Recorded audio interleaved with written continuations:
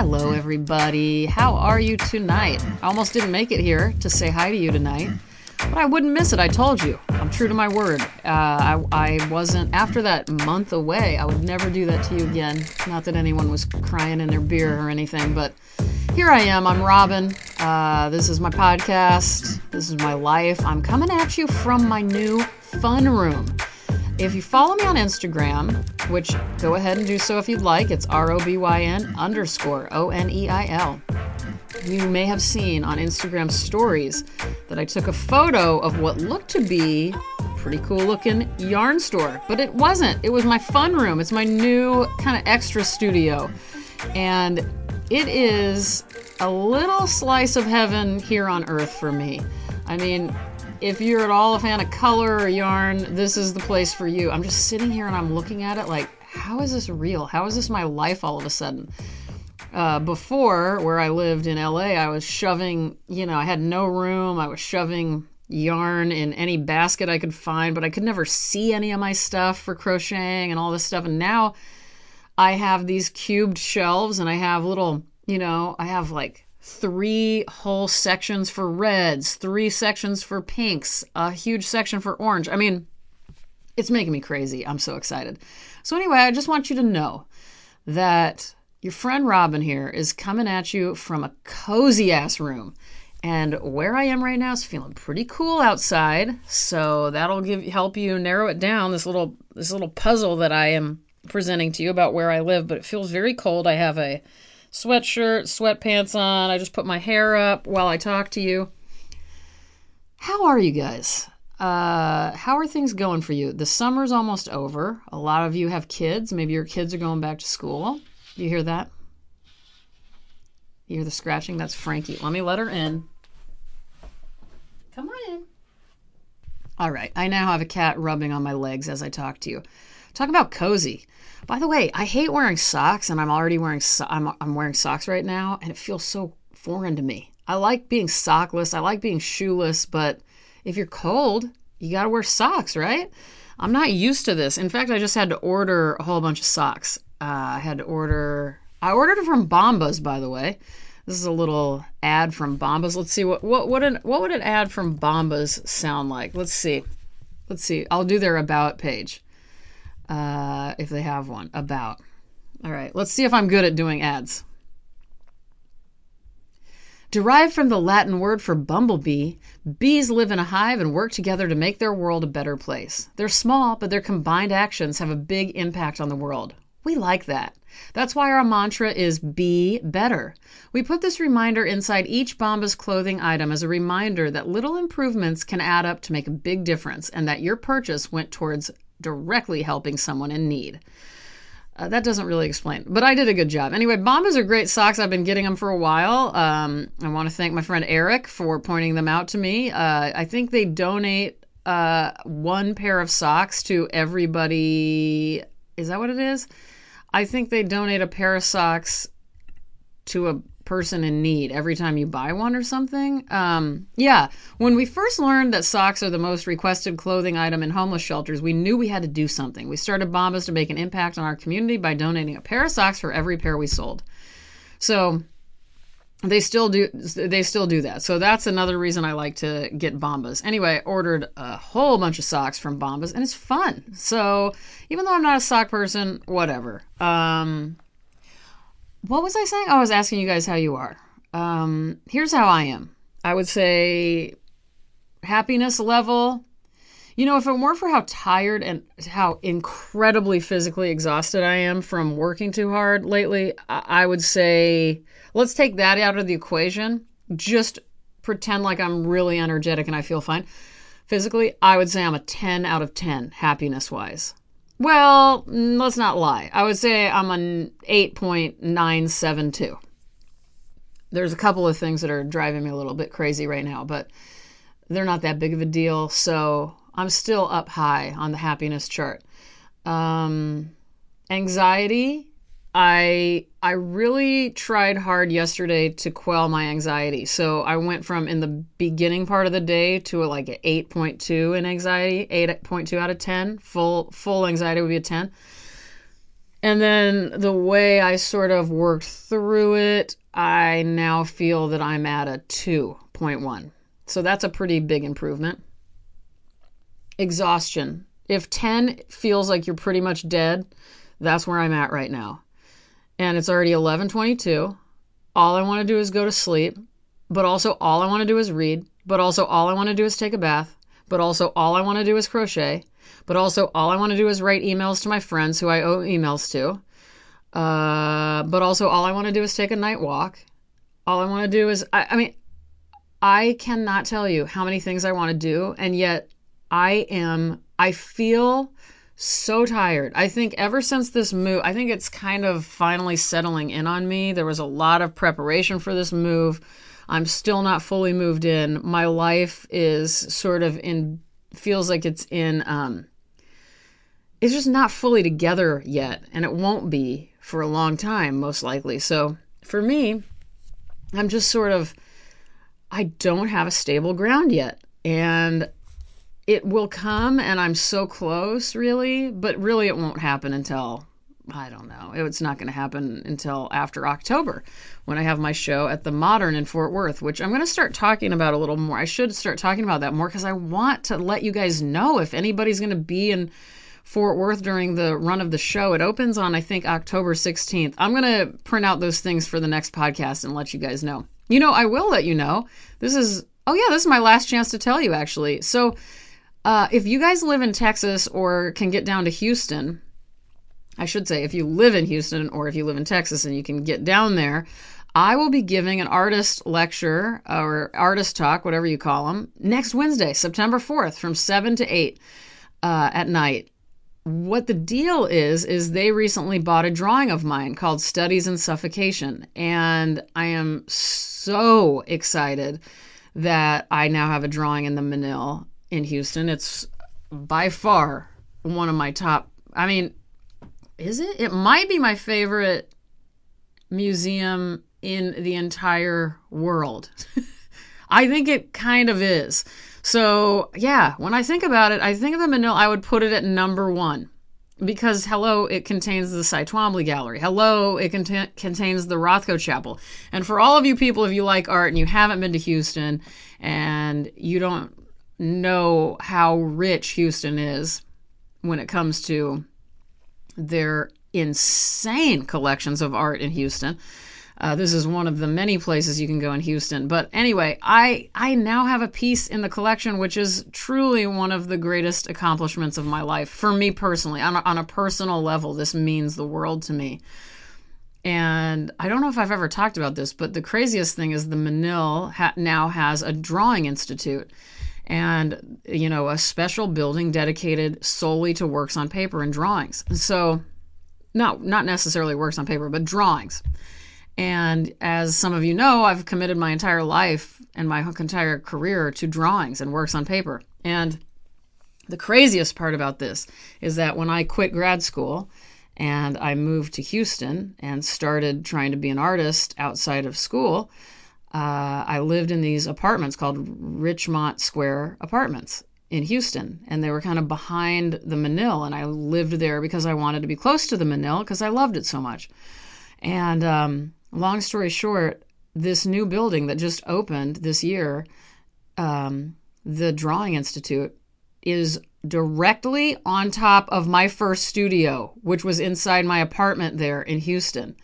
So it's so weird. It's almost like I planted a little, not that I created this. Let's just pretend, yeah, I created it. I created the Drawing Institute at the Manila.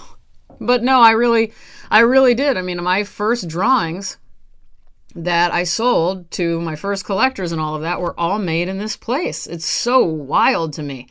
So I'm really excited about my return to Houston. As some of you know, I lived there for a long time. I love Houston. The only thing I hate about it is the weather, and I do hate the weather more than I could ever tell you. I am not looking forward to being in the heat. But anyway, yeah, so I'm in a show now, selections from the permanent collection there in their main building. It's a very exciting time for me. I don't talk about it that much on here, but here I'm listed right after Klaus Oldenburg in this. This is for art nerds, but Joseph Cornell's in this show. Lee Bontecou's in this show.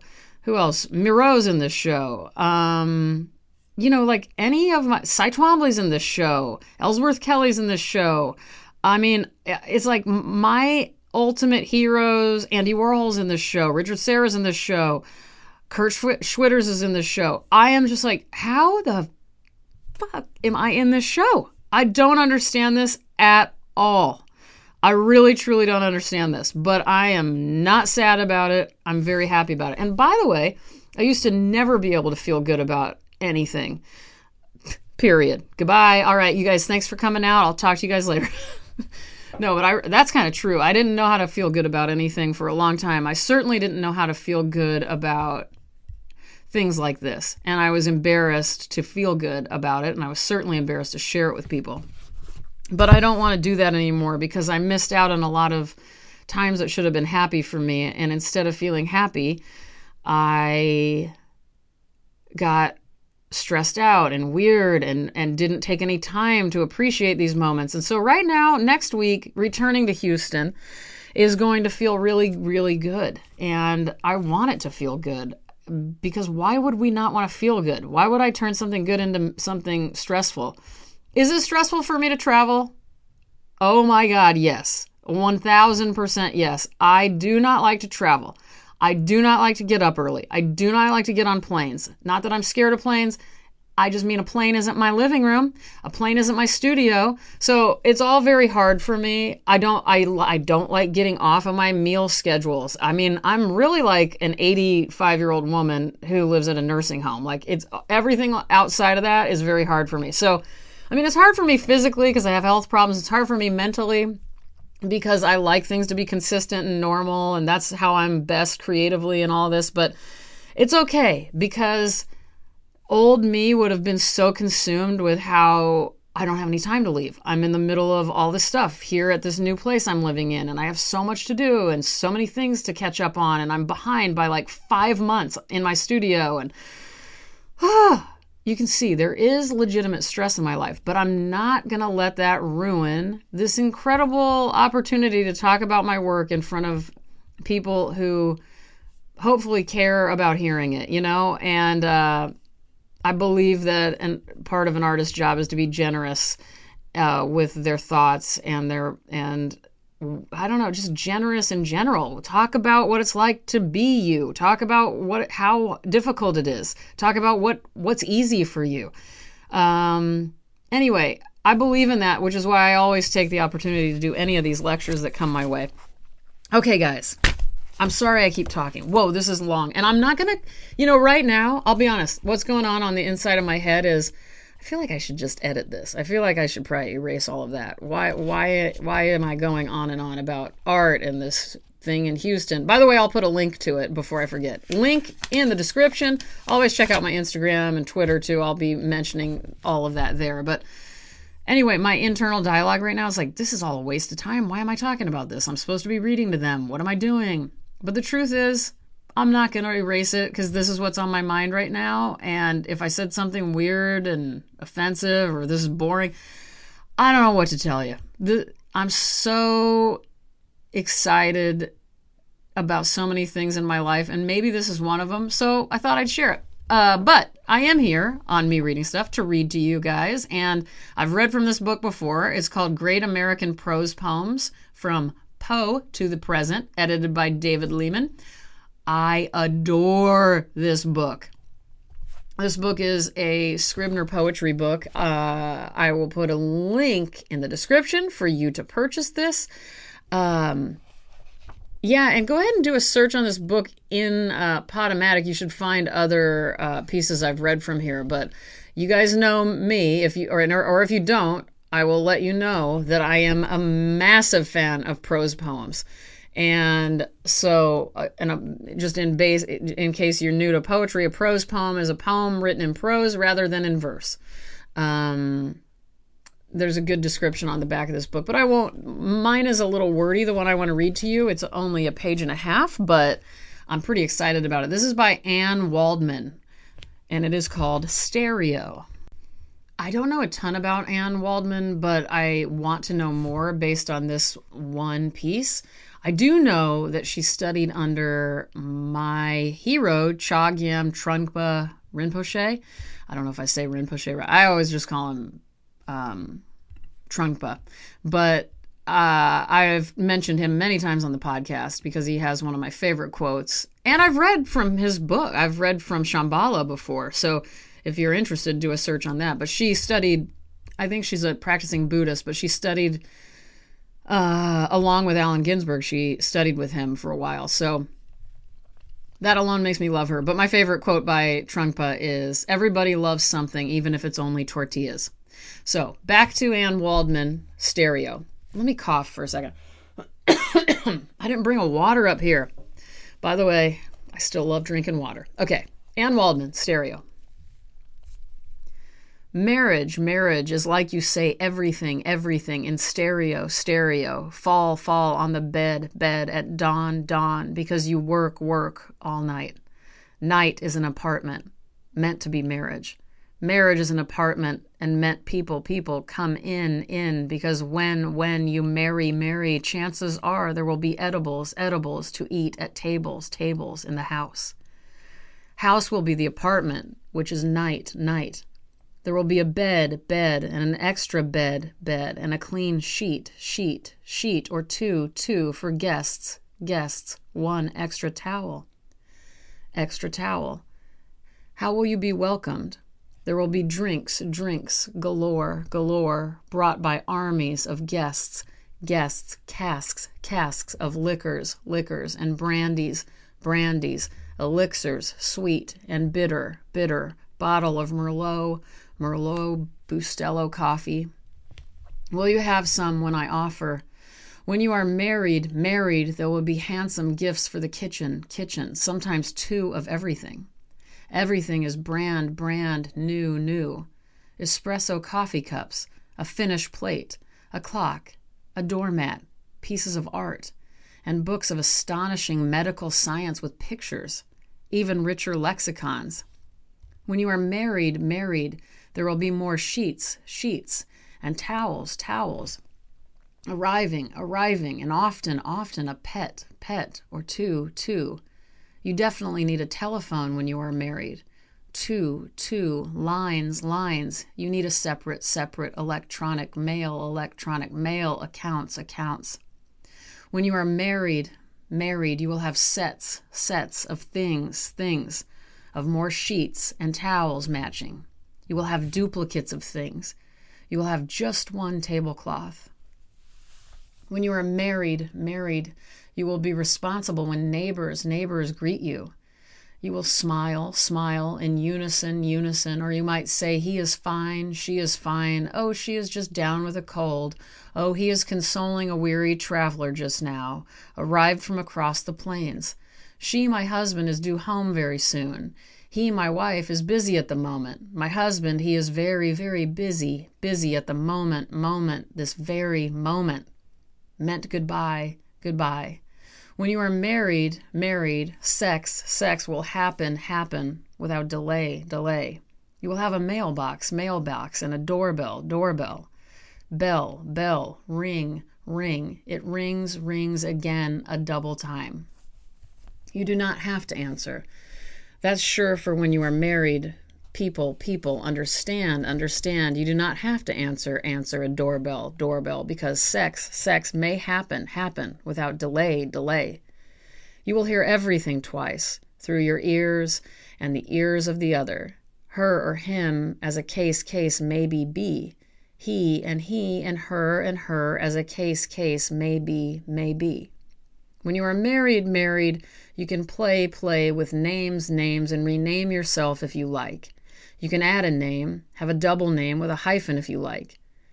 You can open joint accounts when you are married. Marriage is no guarantee against depression. A shun is no guarantee against anything. Marriage is no guarantee against resolution. Revolution is a tricky word. Here, you hear? Marriage is sweeter than you think. And that is and Waldman's stereo. Hold on, let me put my bookmark back in there. I think I almost nailed that until the end there, right? What did I do wrong? I said marriage. I think I said marriage, Gary, something like that. I said something a little wrong, but I did my absolute best, as you guys know. Again, if you're in Houston, come on out and see me next Wednesday at 7 p.m. at the Manil. Come on down. Hey, if you happen to live in Montana, take a flight in. I'll be there. We can hug it out. We can say hi. We can talk. I can't wait. I'm excited about it.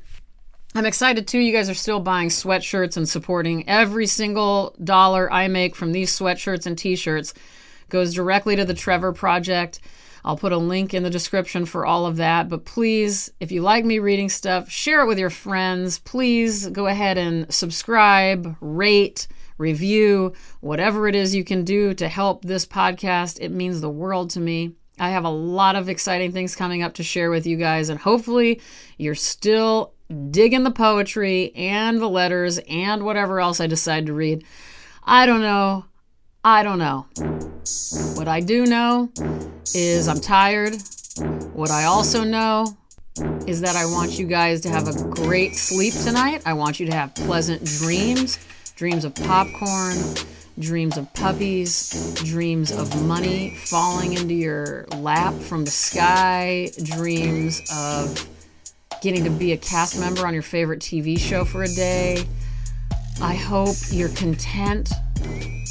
I hope your brain isn't bothering you.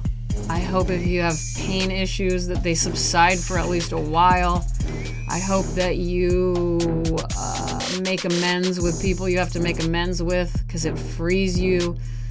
I hope that you hear from somebody you love who you haven't heard from for a while. I hope that you know that I love you and I care about you and you're doing a wonderful job with life. All right. Goodbye, guys.